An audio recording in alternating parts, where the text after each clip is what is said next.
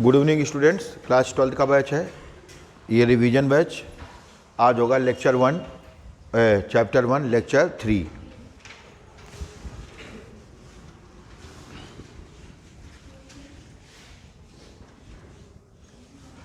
देखें,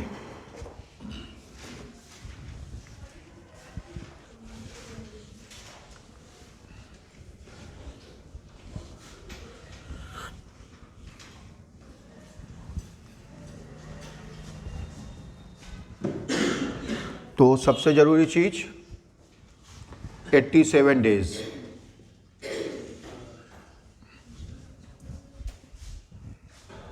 कितने दिन बचे? ठीक है, class 12 revision batch, chapter 1 lecture 3।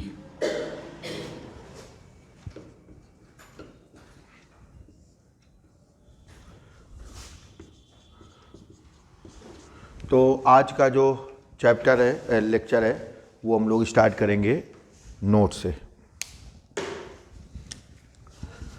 We assume plus q naught charge at that, साथ रहना बेटा, at that point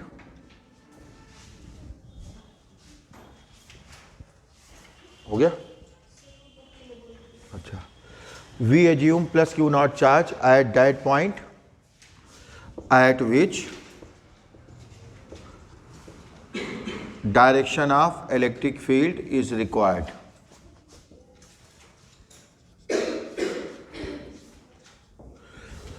We assume plus Q naught charge at that point at which direction of electric field is required। यानी हम लोग क्या करेंगे, जिस point पे हमें इलेक्ट्रिक फील्ड की डायरेक्शन फाइंड करनी होगी, हम वहाँ पे क्या एज्यूम करेंगे, प्लस Q naught चार्ज। साथ में नोट करते चलो, टाइम नहीं बिल्कुल, ठीक है। The direction along which plus Q naught charge tends to move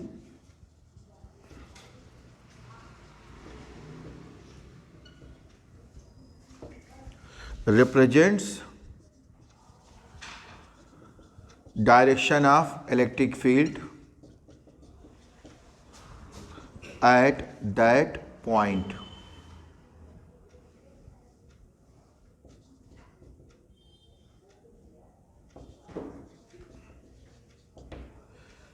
at that point।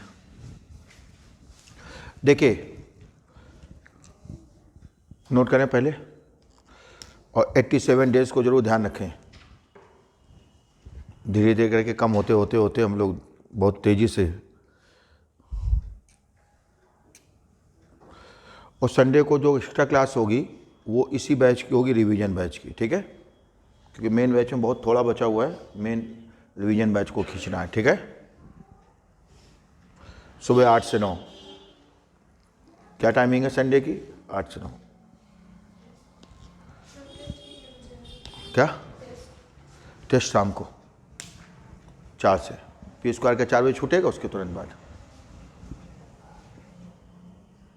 और ये यशोदा नगर ब्रांच के लिए जो बच्चे बर्रा ब्रांच वाले हैं, वो इस टाइम को ना ध्यान दें, उनके लिए अलग टाइम है। वीडियो सारे बच्चे देखते हैं ना। तो देखिए, ये जो नोट है, ये दुनिया का सबसे आसान तरीका है इलेक्ट्रिक फील्ड की डायरेक्शन फाइंड करने का, दुनिया का सबसे आसान तरीका, ठीक है।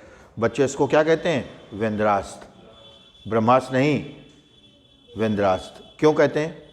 क्योंकि ये आपको किसी बुक में नहीं मिलेगा, कहीं भी नहीं मिलेगा, क्योंकि हमारे द्वारा खुद बनाया हुआ है। कोई भी टीचर आपको अगर ये तरीका बताता है, इसका मतलब वो हमसे पढ़ा हुआ है, समझ गए। ये तरीका जो है, ये मेथड आपको किसी बुक में नहीं मिलेगा, क्योंकि हमारे द्वारा सेल्फ मेड है ये, ठीक है। तो जिस पॉइंट पे भी हमें इलेक्ट्रिक फील्ड की डायरेक्शन फाइंड करनी होगी, वहां पे क्या एज्यूम करेंगे, प्लस क्यू नॉट चार्ज, ठीक है। पेंसिल से बना दो, बाद में इरेज कर देना।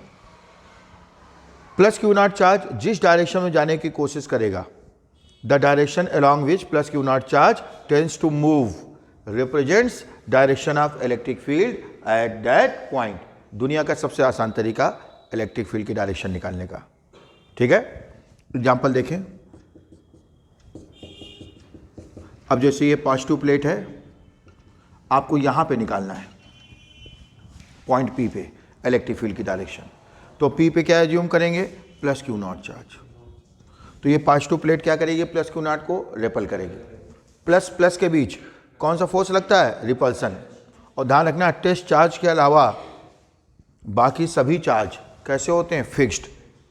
टेस्ट चार्ज के अलावा बाकी सभी चार्ज कैसे होते हैं, फिक्स्ड। केवल टेस्ट चार्ज मूव करने के लिए फ्री होता है। ठीक है, तो ये पॉजिटिव प्लेट है, इसको क्या करेगी, रेपल करेगी। ठीक है, किधर मूव करेगा, ये टुवर्ड्स राइट। किधर मूव करेगा, वही इलेक्ट्रिक फील्ड की डायरेक्शन होगी। ठीक है, नहीं समझे।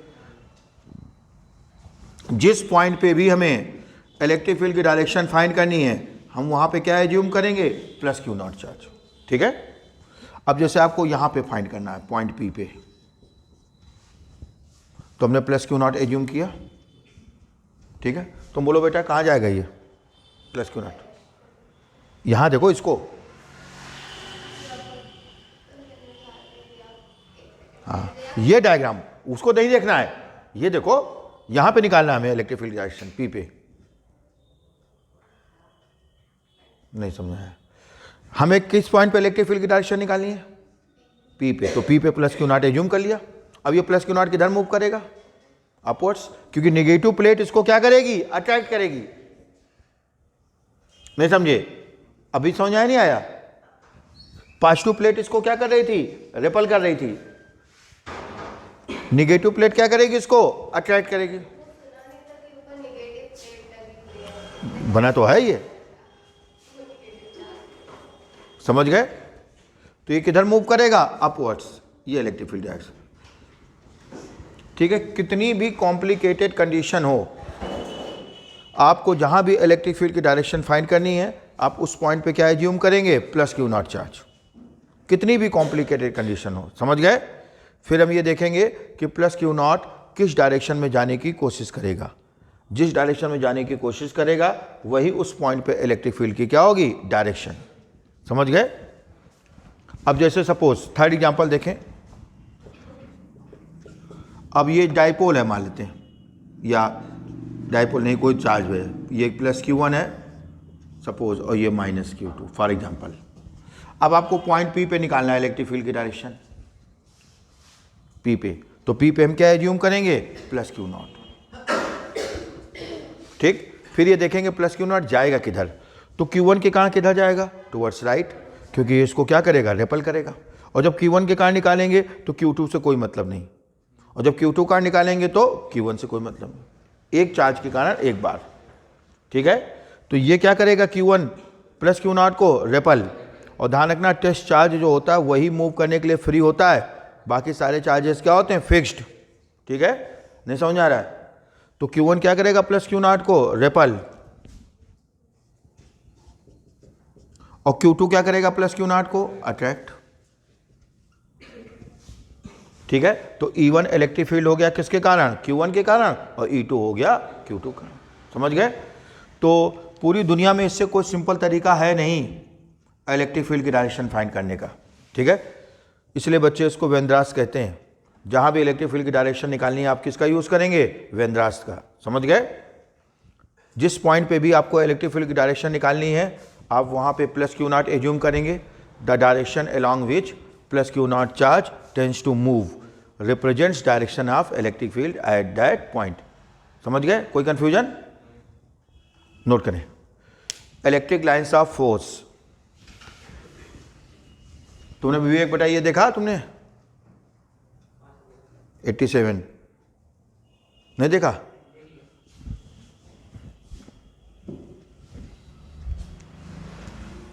इलेक्ट्रिक लाइंस ऑफ फोर्स,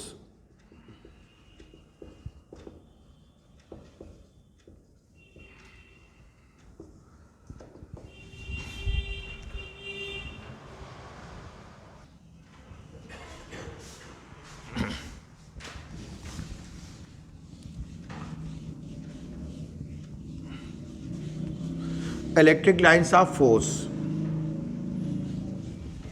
तो इसकी दो डेफिनेशन है और दोनों का मतलब सेम है।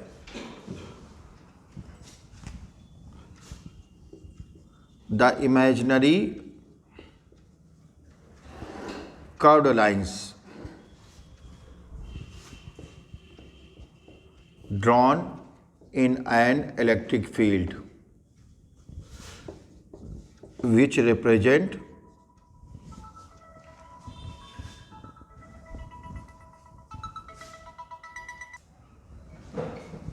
देखिए this imaginary curve the imaginary curve lines the imaginary curved lines drawn in an electric field which represent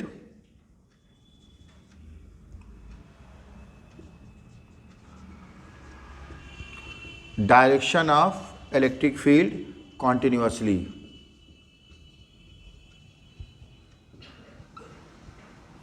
are called electric lines of force.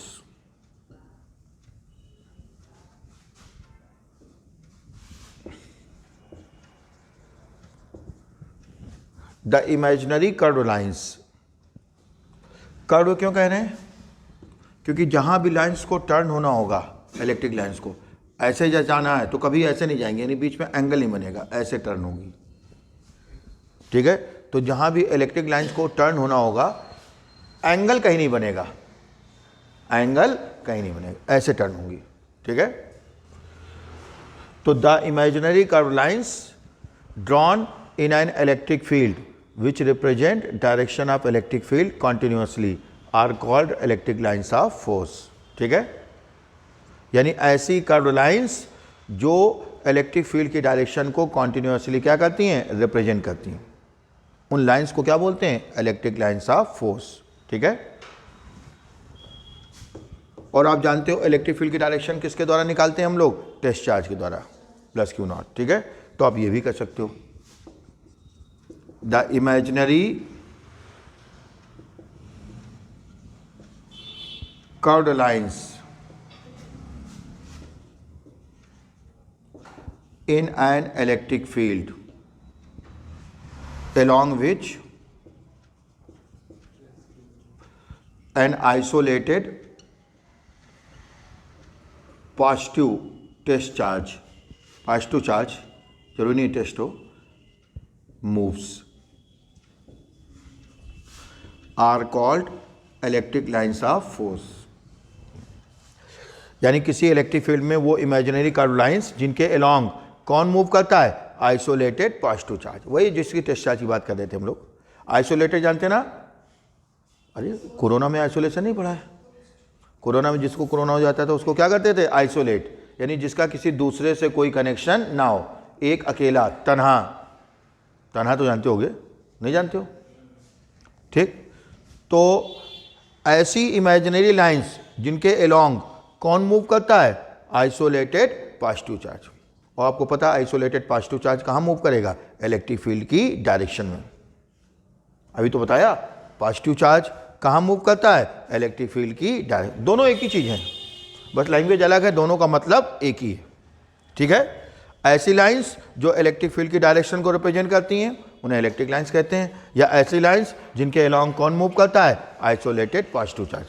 और आइसोलेटेड पॉजिटिव चार्ज जिस लाइन के अलोंग मूव करेगा वही तो electric field की direction को represent करेगी। ठीक,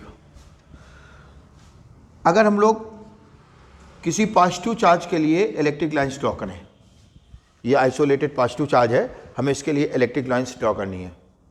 ठीक है, अब जैसे यहाँ पे ड्रॉ करनी है तो यहाँ पे प्लस क्यू नॉट एज्यूम करो, किधर मूव करेगा? बोलो, टूवर्ड। अरे ये नहीं मूव करेगा, प्लस प्लस के बीच कौन सा फोर्स होता है? रिपल्सन।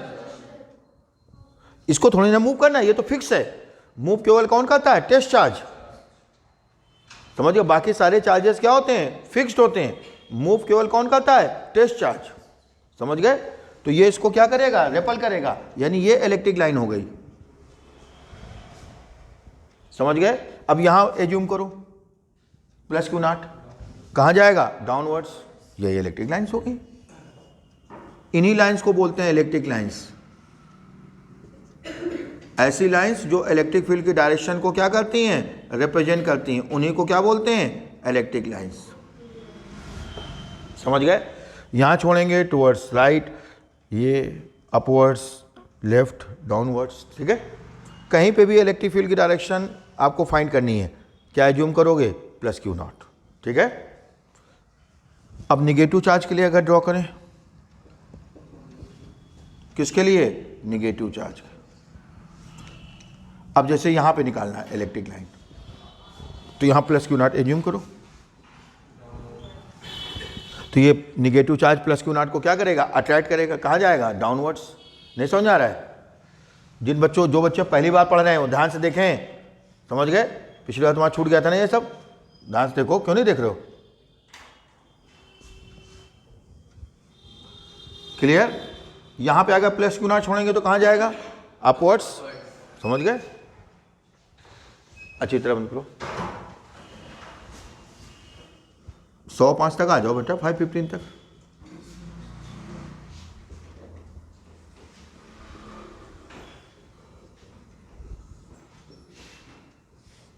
ये इलेक्ट्रिक लाइंस हो गई, ठीक है। अगर डाइपोल की इलेक्ट्रिक लाइंस ड्रॉ करें, किसकी इलेक्ट्रिक लाइंस ड्रॉ करें, डाइपोल की।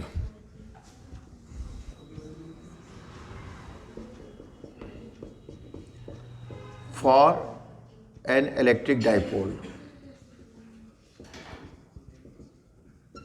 तो डाइपोल के इलेक्ट्रिक लाइंस सिंपल सी चीज समझो, जहां भी इलेक्ट्रिक लाइन ड्रॉ करनी है वहां पे क्या एज्यूम कर लेंगे, प्लस क्यू नॉट, ठीक है। प्लस क्यू नॉट जिधर मूव करेगा वही इलेक्ट्रिक फील्ड की डायरेक्शन होगी। बहुत सारे क्वेश्चंस होंगे इस पे बेस्ड, इलेक्ट्रिक लाइंस पे। अब देखिए, यहां पे आपको इलेक्ट्रिक लाइन ड्रॉ करनी है, प्लस क्यू नॉट एज्यूम करो, तो प्लस क्यू नॉट एज्यूम करेंगे तो ये प्लस क्यू क्या करेगा, इसको रेपल, और वो क्या करेगा, अट्रैक्ट, किधर मूव करेगा, टुवर्ड्स राइट। ये इलेक्ट्रिक लाइन हो गई, ठीक है। अब यहां पे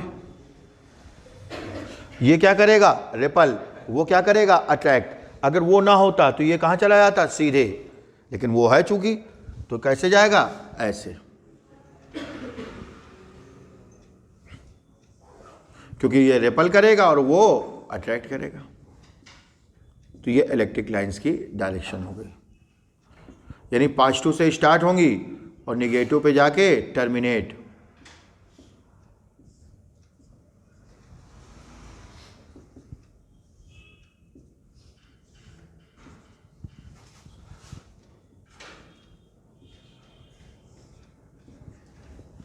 तो पॉजिटिव से स्टार्ट होंगी और निगेटिव पे जाके टर्मिनेट। क्या दिक्कत, तो पॉजिटिव से जाके स्टार्ट होंगी और निगेटिव पे जाके टर्मिनेट, ठीक है। तो ये इलेक्ट्रिक लाइंस किसके लिए हो गई, आइसोलेटेड पॉजिटिव चार्ज, ये आइसोलेटेड निगेटिव, वो डाइपोल, ठीक है। Properties of electric lines of force,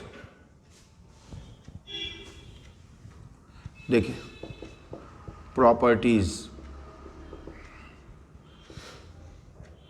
of electric lines of force.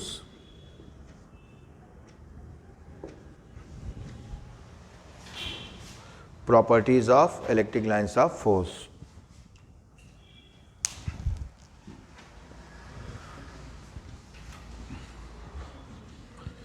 तो इलेक्ट्रिक लाइन से रिलेटेड बहुत सारे क्वेश्चंस आते हैं, शॉर्ट क्वेश्चन में आएंगे, शॉर्ट में ही, लेकिन बहुत सारे।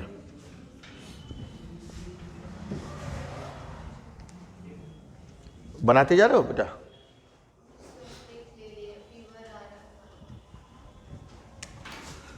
पहला electric lines start from positive charge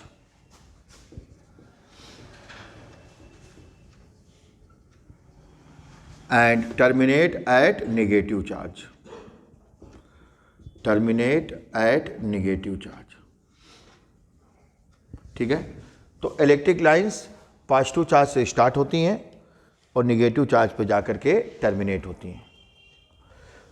electric lines positive charge से स्टार्ट होती हैं नेगेटिव चार्ज पे जाकर के टर्मिनेट होती हैं। ठीक है, देखिए पॉजिटिव से स्टार्ट हुई, नेगेटिव पे टर्मिनेट हो गई। सेकंड, जहां पे इलेक्ट्रिक लाइंस डेंस होती हैं, डेंस का मतलब पास पास, वहां पे स्ट्रॉन्ग इलेक्ट्रिक फील्ड होगा, और जहां पे रेयरर होंगी दूर दूर, वहां पे वीक। ठीक है। थर्ड,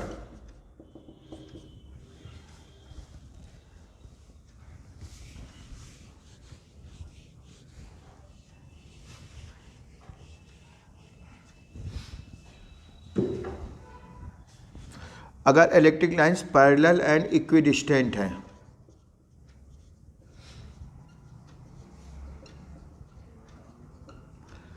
और ये कैसे फाइंड करते हैं, एक प्लेट ले लेते हैं पॉजिटिव और एक निगेटिव, इनके बीच जो इलेक्ट्रिक लाइंस होती हैं वो पैरेलल और इक्विडिस्टेंट, लाइक दिस।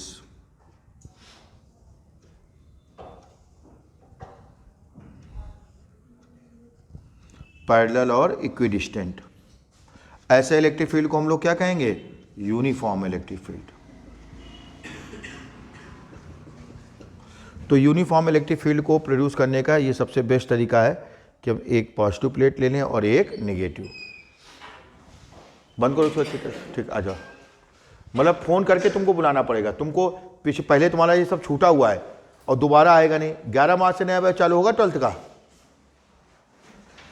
ये क्या दोबारा आएगा क्या, ये रिवीजन बैच है ना ये, और 2 बैच में रिवीजन करा रहे हैं इसीलिए, ताकि उसमें ना आ पाओ तो इसमें आ जाओ, और दोनों में किसी में टाइम नहीं सेट होता है। और जितना माँ बाप को कष्ट दोगे 10 गुना होके आगे मिलेगा, तुम्हें भी तो आगे वही बनना है भाई, जो तुम करोगे वही तुम्हें मिलेगा लौट करके, समझ, और 10 गुना मिलेगा, समझ गए। ऐसा लग रहा है जैसे मम्मी पापा सबके पेरेंट्स को पेपर देना हो, इतने चिंतित वो हैं। बच्चे तो चिंतित है ही नहीं, चिंतित कौन है, पेरेंट्स, समझ गए। तो जहां पे भी इलेक्ट्रिक लाइंस कैसी होती हैं, पैरेलल एंड इक्विडिस्टेंट, वहां पे जो इलेक्ट्रिक फील्ड होता है उसे क्या बोलते हैं, यूनिफॉर्म इलेक्ट्रिक फील्ड। ठीक है। फोर्थ प्रॉपर्टी,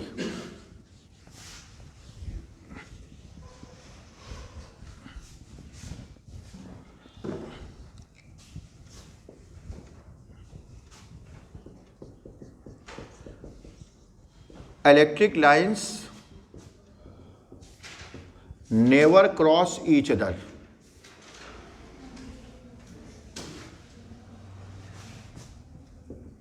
क्यों नहीं क्रॉस करती हैं,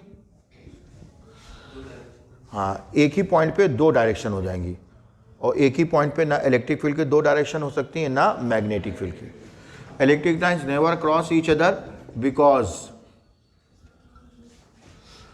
at intersection point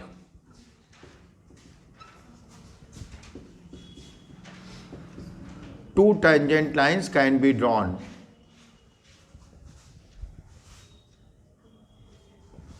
Two tangent lines can be drawn, that is 2 directions of electric field will represent at a single point, which is not possible.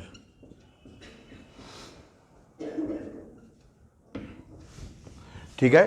तो electric lines कभी भी एक दूसरे को क्रॉस नहीं करती हैं, क्योंकि इंटरसेक्शन पॉइंट पे हम लोग क्या कर सकते हैं, 2 टेंजेंट लाइंस ड्रॉ कर सकते हैं। जैसे इंटरसेक्शन पॉइंट हो गया ये, ठीक है। तो एक टेंजेंट लाइन यहां पे ड्रॉ करेंगे और एक टेंजेंट लाइन इस लाइन पे ड्रॉ कर सकते हैं, यानी एक ही पॉइंट पर इलेक्ट्रिक फील्ड की कितनी डायरेक्शंस रिप्रेजेंट होंगी, 2, जो कि पॉसिबल नहीं है, क्योंकि प्लस क्यू नॉट को छोड़ोगे तो E1 की तरफ जाएगा कि E2 की तरफ जाएगा, या बीच से टूट जाएगा आधा E1 पे जाएगा, आधा E2 पे, यानी ये चीज़ पॉसिबल नहीं। क्लियर? फिफ्थ पॉइंट सबसे मेन है। फिफ्थ पॉइंट, इससे रिलेटेड क्वेश्चन आपको ऑलमोस्ट हर साल मिल जाता है। Electric lines never exist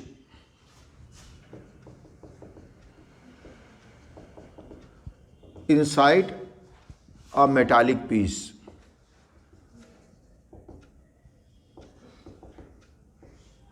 because net electric field inside a metallic piece is always equal to 0.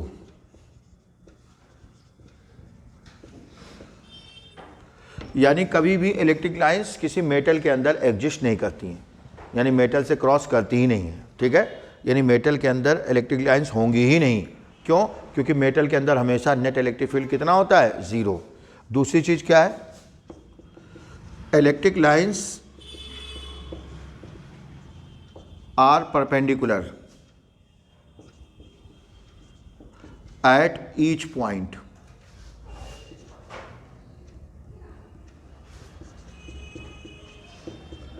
Of the metallic surface. तो मेटालिक सरफेस पे आके इलेक्ट्रिक लाइंस या तो टर्मिनेट हो जाएंगी या मेटालिक सरफेस से ओरिजिनेट होंगी। मेटालिक सरफेस से इलेक्ट्रिक लाइंस या तो ओरिजिनेट होती हैं या वहाँ पे आकर के टर्मिनेट हो जाएंगी। ठीक है, होंगी हमेशा कैसे? मेटालिक, पहले इसको लिख लो फिर हम बताएं एग्जाम्पल। ये सबसे इंपॉर्टेंट पॉइंट है इलेक्ट्रिक लाइंस के लिए।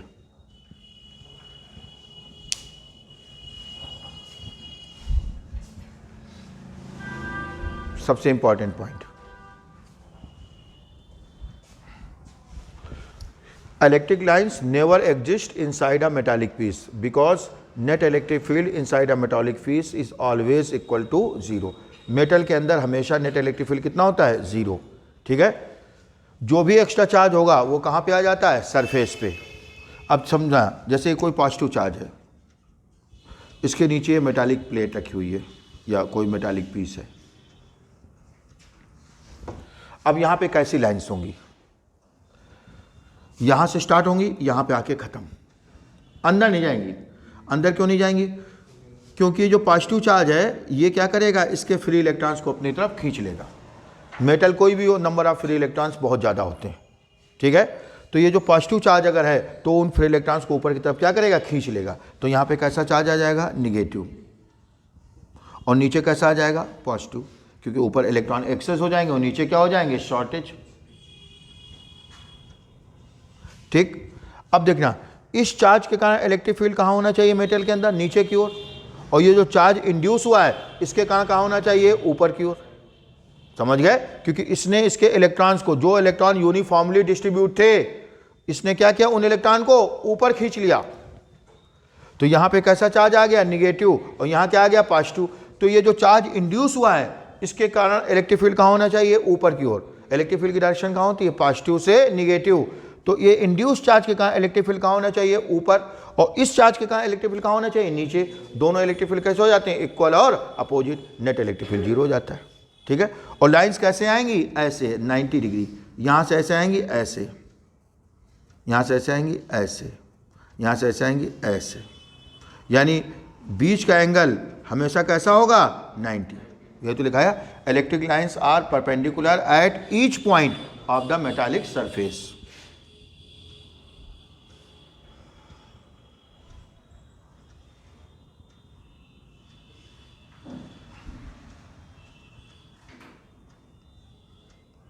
तो ये 2 पॉइंट मेन है।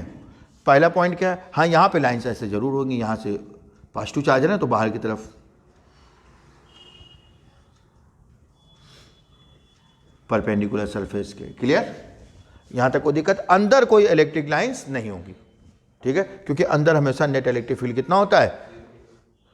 ये इस चार्ज के कारण इलेक्ट्रिक फील्ड कहाँ? नीचे। ये जो चार्ज इंड्यूस हुआ है इसके कारण कहाँ? ऊपर। दोनों एक दूसरे को क्या कर देते हैं? कैंसिल। Net electric field 0। बहुत इंपॉर्टेंट पॉइंट है ये, हम फिर रिपीट कर रहे हैं। दो चीज़ें हैं इसमें, पहली चीज़ इलेक्ट्रिक लाइंस मेटालिक पीस के अंदर एग्जिस्ट नहीं करती हैं, दूसरा जो इलेक्ट्रिक लाइंस होती हैं वो हमेशा मेटालिक पीस के क्या होती हैं, परपेंडिकुलर। और इलेक्ट्रिक लाइंस या तो मेटालिक पीस पे जाके टर्मिनेट हो जाएंगी, जैसे ये वाली टर्मिनेट हो रही हैं, और ये वाली क्या हो रही हैं, ओरिजिनेट हो रही। डायग्राम बनाए जल्दी से, ठीक है। इस पे बेस्ड क्वेश्चन कई सारे अक्सर आते हैं।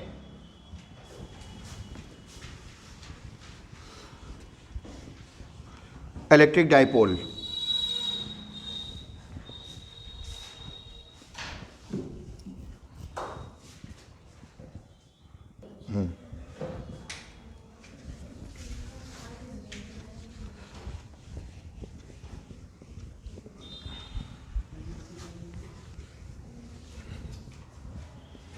सुनिए,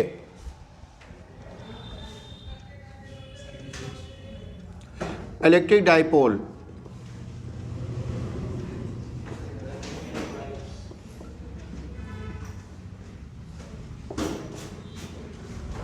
बेटा 5 मिनट रुक जाओ, ठीक है, बाद में रुक के बात कर लेना, ठीक। When two equal and opposite charges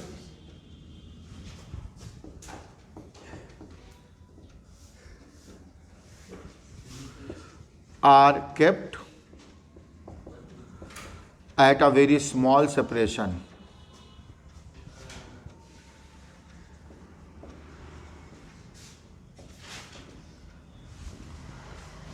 when two equal and opposite charges are kept at a very small separation,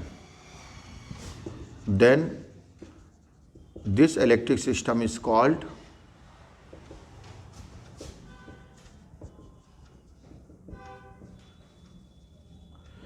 electric dipole.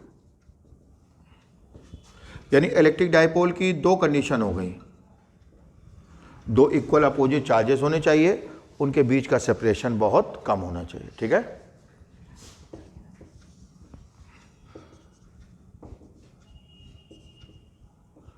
हम लोग बीच का सेपरेशन कितना लेते हैं, 2L। चाहो तो आप L भी ले सकते हो। 2L इसलिए लेते हैं क्योंकि हमें हाफ डिस्टेंस यूज़ करनी होती है। कौन सी डिस्टेंस यूज़ करनी होती है, हाफ। अगर L लेंगे तो L का हाफ क्या होगा, L/2, तो बार बार बाई 2 करना पड़ेगा, तो इंक ज़्यादा खर्च होगी, इसलिए हम लोग क्या ले लेते हैं, 2L। 2L का हाफ क्या हो जाएगा, L। समझिए, बाकी कोई रीज़न नहीं है, ठीक। आप चाहो तो L भी ले सकते हो, कहीं कहीं 2A भी ले लेते हैं, स्मॉल a। अब इलेक्ट्रिक डाइपोल मूवमेंट एक वेक्टर क्वांटिटी होती है जिसकी डायरेक्शन निगेटिव से पॉजिटिव की ओर, ठीक है। The product of amount of one of the charges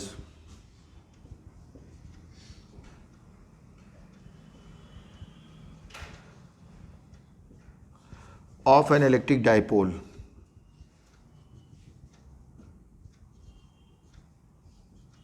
and the separation between the charges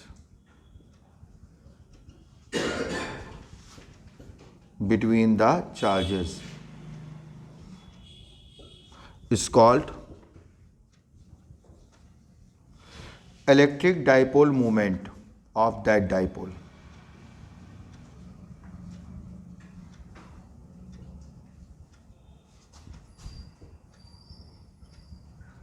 किससे रिप्रेजेंट करते हैं, स्मॉल p से, ऑफ दैट डाइपोल। यानी क्या आ गया, P equal to Q into 2L। Amount of one of the charges, amount of one of the, यानी plus minus sign नहीं लेना, केवल numerical value. Amount of one of the charges and the separation between the charges. Product of amount of one of the charges and the separation between the charges is called electric dipole moment। कैसी quantity है, vector. It is a vector quantity and directed from negative to positive charge।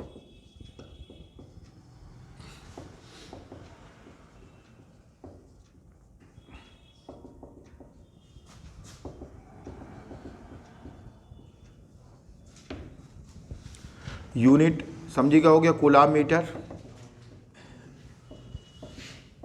Dimensional formula coulomb का क्या होता है, 80 और metre का LTA। चाहो तो उसको ऐसे भी लिख सकते हैं m की पावर 0, l की पावर 1, t की पावर 1, a की पावर 1। समझ गए? नोट करें जल्दी से। अब हम देखेंगे force couple.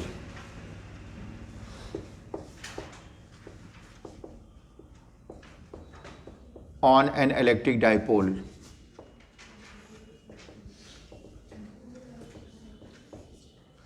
placed in a uniform electric field,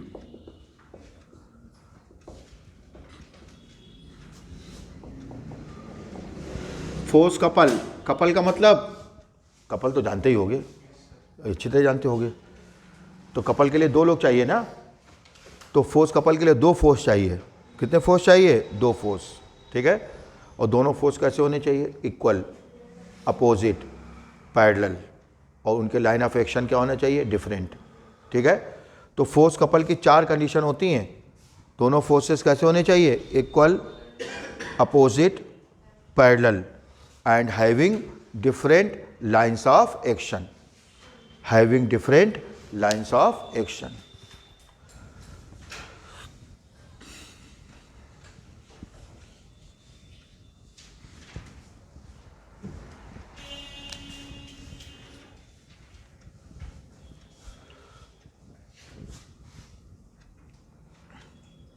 तो ये यूनिफॉर्म इलेक्ट्रिक फील्ड हो गया।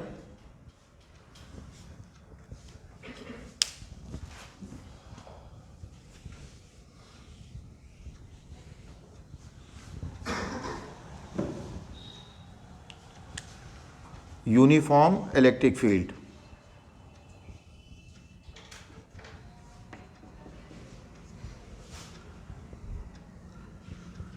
इसमें ये डाइपोल रखा हुआ है इलेक्ट्रिक फील्ड से थीटा एंगल पे।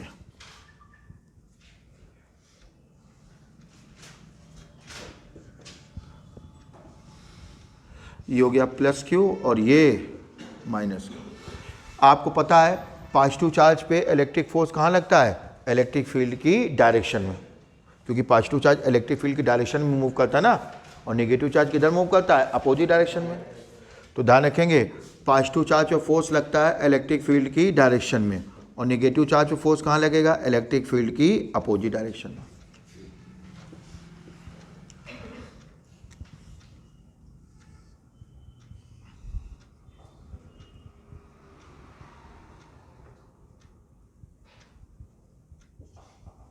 सुनिए,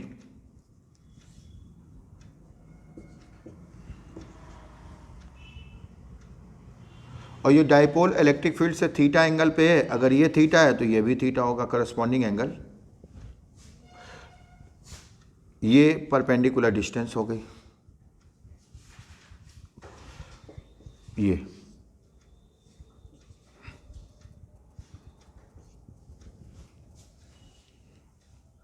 अगर यहाँ पे हम साइन थीटा अप्लाई करें तो परपेंडिकुलर अपॉन हाइपो, परपेंडिकुलर कितना हो गया आपका? BC, हाइपो कितना हो गया? AB। AB की वैल्यू कितनी है? 2L। BCD है, यानी परपेंडिकुलर डिस्टेंस कितनी आ गई? 2L sine theta.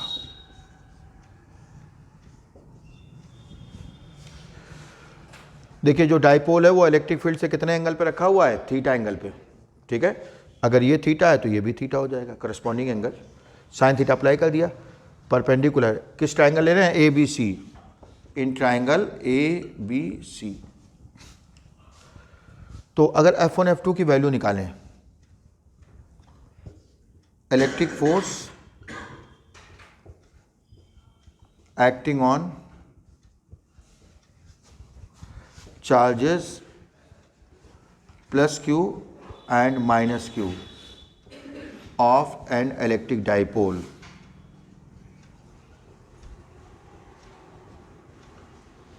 placed at an angle theta in a uniform electric field. Electric force acting on charges plus Q and minus Q of an electric dipole placed at an angle theta in a uniform electric field. कितना force होगा, F1 F2 दोनों की value same होगी, और ध्यान रखना magnitude same है, direction नहीं। ये आया कहाँ से, आप जानते हैं E इक्वल टू क्या होता है, F upon q naught, according to definition of electric field. Last term पे देखा था E equal to F upon q naught, तो F इक्वल टू क्या हो जाएगा, ई क्यू नॉट। अब यहाँ क्यू नॉट तो है नहीं, क्यू है तो ई क्यू हो जाएगा। समझ गए। तो देखिए दोनों के लिए चार्ज सेम, दोनों पे इलेक्ट्रिक फील्ड सेम, तो फोर्स भी सेम हो गया। ठीक है, तो F1 और F2 दोनों कैसे हो गए, इक्वल, अपोजिट। अपोजिट क्यों, क्योंकि एक पॉजिटिव चार्ज और एक पॉजिटिव चार्ज पे फोर्स लगेगा इलेक्ट्रिक फील्ड की डायरेक्शन में, और नेगेटिव चार्ज पे इलेक्ट्रिक फील्ड की अपोजिट डायरेक्शन। ठीक है, नहीं समझे, तो क्या कहेंगे, यहां तक पहुंच गए सब लोग, जल्दी पहुंचो। इसका मतलब तुम्हें समझ आ रहा है।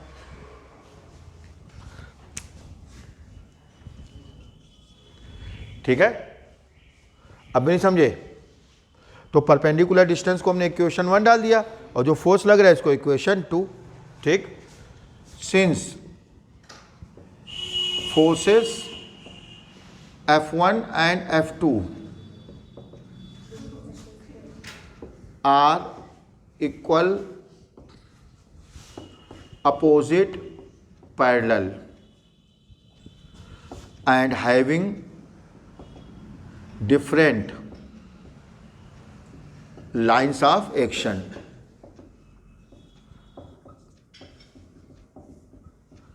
therefore लाइन ऑफ एक्शन जानते हैं ना फोर्स की, नहीं जानते हो, वेरी गुड। देखिए बेटा तुमसे पूछ रहे हैं, हाँ ये सब पढ़ चुके हैं, दोबारा पढ़ रहे हैं।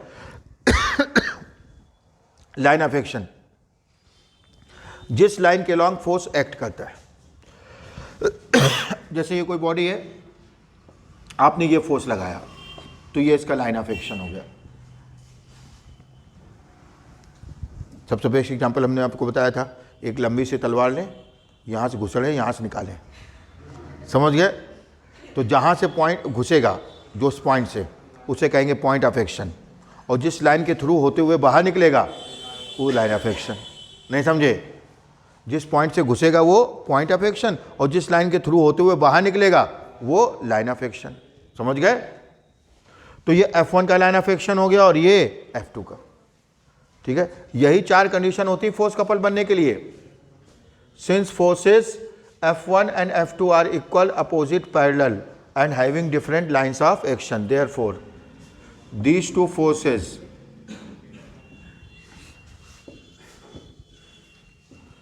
will form force couple.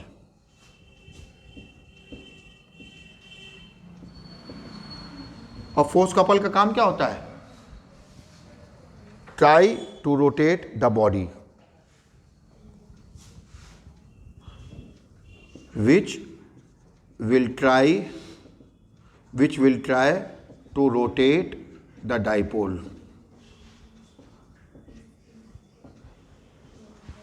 Which will try to rotate the dipole. The moment of force couple.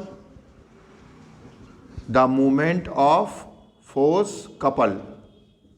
क्या होता है मोमेंट ऑफ फोर्स कपल, टॉ से रिप्रेजेंट करते हैं फोर्स इनटू परपेंडिकुलर डिस्टेंस। किनके बीच के perpendicular distance, between lines of action of forces, between lines of action of forces. ठीक है, ये F1 का line of action of force हो गया और ये F2 का। नहीं समझे, ये इनके बीच की परपेंडिकुलर डिस्टेंस।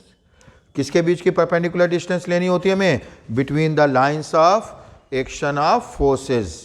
समझ गए। अब फोर्स हो गया आपका EQ, और परपेंडिकुलर डिस्टेंस कितना हो गया D।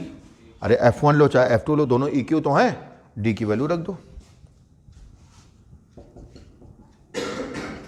12 sin theta. कहाँ से वैल्यू रखी, फ्रॉम इक्वेशन 1 एंड 2। फोर्स की वैल्यू रखी हमने इक्वेशन 2 से, परपेंडिकुलर डिस्टेंस की 1 से। P इक्वल टू क्या होता है, Q इंटू 2L। यानी टॉ इक्वल टू क्या आ गया, पी साइन थीटा। कोई भी फार्मूला लिखते हैं बगल में उसकी यूनिट जरूर लिखते हैं, ये गुड हैबिट है, इसको बनाए रखें, ठीक है। कोई भी फार्मूला प्रूव करेंगे कहीं भी लिखेंगे बगल में क्या लिखेंगे, उसकी यूनिट। अगर मैक्सिमम फोर्स कपल पूछा जाए आपसे तो थीटा कितना ले लेंगे, 90 डिग्री, क्योंकि साइन 91 होता है, 1 से ज़्यादा वैल्यू नहीं होती फॉर मैक्सिमम फोर्स कपल।